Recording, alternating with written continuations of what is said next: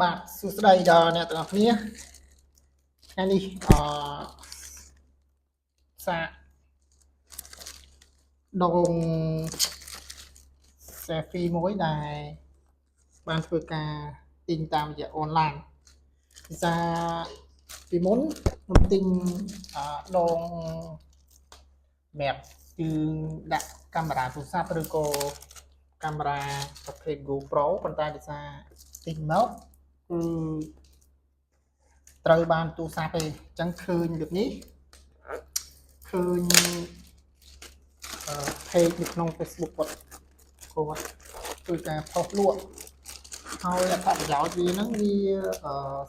AI C12 វាអាចវិលជុំវិញអញ្ចឹងនៅពេលដែលយើងដាក់ទូរស័ព្ទទៅគឺយើងដើរជុំវិញទៅគឺវាអាចនឹងវិលអញ្ចឹងអានឹងតាមការបង្ហាញនៅក្នុងវីដេអូដែលគាត់ធ្វើជាវីដេអូដើម្បីផុសលក់អញ្ចឹងក៏ចង់សាកតែថាវាល្អប្រើអត់បាទអញ្ចឹងគឺចង់ធ្វើជាវីដេអូ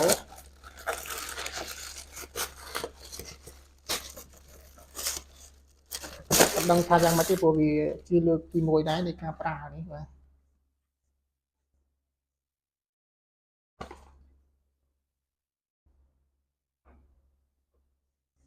ឥឡូវបើកមើលទាំងអស់គ្នានេះថាវាយ៉ាងម៉េច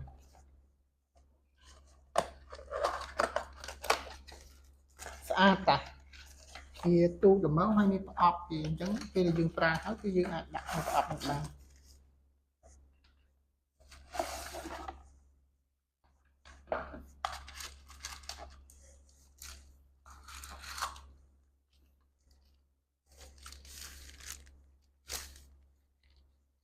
វ៉ាវ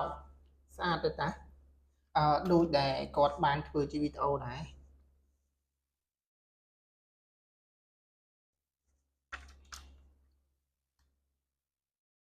នេះដោយសារខ្ញុំឃើញ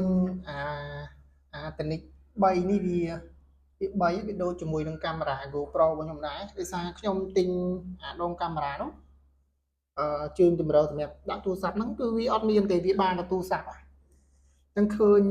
ការ live ការបង្ហាញជាវីដេអូដែលគាត់ធ្វើការផុសលក់នៅក្នុង page របស់គាត់ហ្នឹងក៏ចាប់អារម្មណ៍ក៏បានធ្វើការ order ទិញរបស់គាត់យកមកប្រើហើយគាត់តេស្តអញ្ចឹងចាំមើលថាវាអត្ថប្រយោជន៍នៃការប្រើនេះវាមានអីខ្លះហ្នឹងមានតែតេស្តមើលទាំងអស់គ្នាពីព្រោះថាលើកទី1ដែរសម្រាប់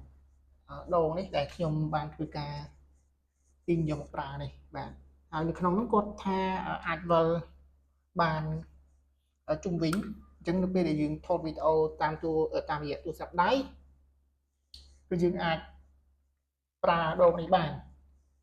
អញ្ចឹងបងប្អូនក៏ដូចជាមិត្តភ័ក្តិអស់គ្នាដែលគាត់មិនមាននៅកាមេរ៉ាមែនដើម្បីធ្វើការថតនៅវីដេអូឲ្យយើងមិនមកអាចសាកដងនេះទៅឲ្យតាក់ទងនឹងតម្លៃអីបងប្អូនអាចឆាតសួរនាំ page របស់គាត់បាន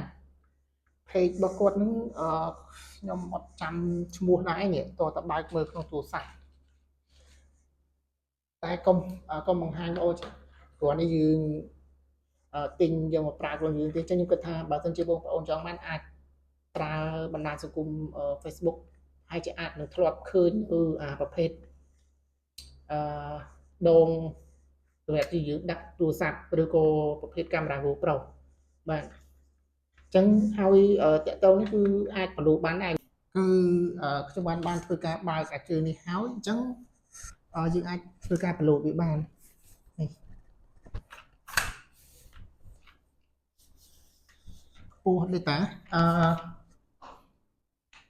សម្រាប់កម្ពស់វាគាត់ថា1.8 ម៉ែត្រអញ្ចឹងខ្ញុំ1.7 ម៉ែត្រអញ្ចឹងត្រូវហើយ1.8 ម៉ែត្រណា1.8 ម៉ែត្របាទអញ្ចឹងនៅសម្រាប់នេះគឺយើងអាចដាក់ទូរស័ព្ទនេះគឺយើងអាចដាក់ទូរស័ព្ទបានយើងទាញកន្លឹះវាមកយើងអាចដាក់ទូរស័ព្ទឥឡូវខ្ញុំយកទូរស័ព្ទរបស់ខ្ញុំមកមុននេះខ្ញុំតេស្តមើល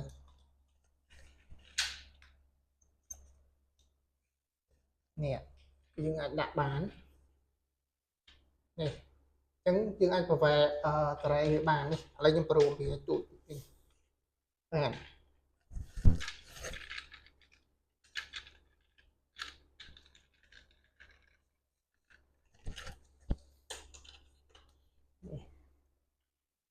អានេះក្បាលមុខវាយើងអាចនេះបានអូខេបន្តមកទៀត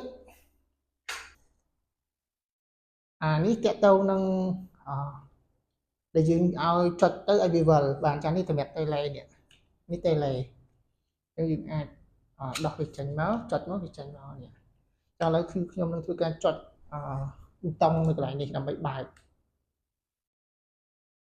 បាទអញ្ចឹងនេះភ្លើងគឺវាបានបើកហើយអញ្ចឹងនៅត្រង់កន្លែងនេះគឺវាAI ដោយសារfunction របស់វាគឺវាអាចវិលជុំវិញអញ្ចឹងកាលណាដែលយើងដើរគឺវាវិលបាទអញ្ចឹងនេះឥឡូវគឺខ្ញុំដើរហើយអញ្ចឹងគឺវាវិលបាទអញ្ចឹងល្អភាសានេះជាលើកទី1របស់ខ្ញុំដែលខ្ញុំយកមកប្រើនេះហើយខ្ញុំនឹងតេស្តនៅ GoPro របស់ខ្ញុំមួយទៀតតើវាដាក់ត្រូវអត់ព្រោះអ្វីដែលខ្ញុំទិញមកនេះគឺខ្ញុំផ្ដោតសំខាន់គឺខ្ញុំចង់បានទៅលើការប្រើប្រាស់ដាក់កាមេរ៉ា GoPro របស់ខ្ញុំទេបាទអញ្ចឹងបងប្អូនក៏ដូចជាមិត្តភក្តិទាំងអស់គ្នាបើសិនជាករណីយើងមិនមាននៅកាមេរ៉ាមែនគឺយើងអាចទិញជើងទម្រសម្រាប់ដាក់ទូរស័ព្ទឬក៏កាមេរ៉ា GoPro បានដោយសារយើងវាចំណេញដែរទី1យើងអត់ចាំបាច់មាននៅកាមេរ៉ាមែនដើម្បីថតយើងទេយើងគ្រាន់តែមានដងជើងទម្រនៃសម្រាប់ចាប់ថតវីដេអូក៏ដូចជាថតនៅ vlog ដែលយើងចង់ទៅដើរលេងឬក៏យើងទៅកន្លែងទីតាំងណាមួយដែលយើងអត់មានកាមេរ៉ាមែនគឺយើងអាចប្រើប្រាស់ជើងទម្រនេះបានអញ្ចឹងល្អសម្រាប់ឧទាហរណ៍ថាយើងទៅលេងនៅ Rock Street នៅមុខវាំងអញ្ចឹងគឺយើងអាចប្រើប្រាស់ជើងទម្រនេះមួយងាយស្រួលសម្រាប់យើងនៅពេលដែលយើងចង់ថតរូបឬក៏ថតជាវីដេអូនៅក្នុងការធ្វើជាវីដេអូ vlog របស់យើងគឺវាមានភាពងាយស្រួលដែរអញ្ចឹងខ្ញុំគិតថាបងប្អូនអាចនឹងប្រើប្រាស់នៅ Facebook អាចនឹងឃើញឧបករណ៍នេះអាចនឹងដឹងថា page ណាដែលគេលក់អញ្ចឹងគឺអាចឆាតសួរនាំទៅគេបានទៅបាទអញ្ចឹងសម្រាប់ទីតាំងនៅក្នុងពេញយើងនេះដូចជាគាត់ free ដឹកហើយបើតាមខេត្តអាហ្នឹងគឺគេគិតសេវាទៅតាមនឹងទៀតអញ្ចឹងណាអញ្ចឹងអត់អីទេគ្រាន់តែចង់មកធ្វើជាវីដេអូដើម្បីបង្ហាញដល់បងប្អូនក៏ដូចជាមិត្តភក្តិទាំងអស់គ្នាបើសិនជាករណីយើងមិនមាននៅកាមេរ៉ាមែនអាចប្រើប្រាស់នេះបានហើយនេះគឺជាលើកទី1របស់ខ្ញុំដែរដែលខ្ញុំសាកយកមកប្រើប្រាស់នៅជើងទម្រនេះបាទអញ្ចឹងគឺពិតជាល្អនេះឃើញនៅពេលដែលខ្ញុំដាក់ដៃគឺវាវិលតាមឬក៏ដាក់ខ្ញុំឈរចំពីមុខ sensor របស់វាទៅគឺវាវិលជុំវិញមកបាទអញ្ចឹងអត់អីទេថ្ងៃនេះគ្រាន់តែចង់បង្ហាញតិចតួចពីជើងទម្រនៃការដាក់នៅទូរស័ព្ទដើម្បីយើងធ្វើការថតនៅជាវីដេអូឬក៏ថតជា vlog អីដើម្បីវាមានអត្ថប្រយោជន៍សម្រាប់ការប្រើប្រាស់របស់យើងខ្លួនណាបាទអញ្ចឹងជាចុងបញ្ចប់នៃវីដេអូខ្ញុំបាទសូមអរគុណដល់បងប្អូននិងមិត្តភក្តិទាំងអស់គ្នាដែលតែងតែចំណាយពេលវេលាដ៏មានតម្លៃក្នុងការទស្សនានៅវីដេអូរបស់ខ្ញុំបាទតាំងពីដើមរហូតដល់ចប់ជួបគ្នានៅវីដេអូក្រោយអរគុណច្រើនជម្រាបលាបាយបាយ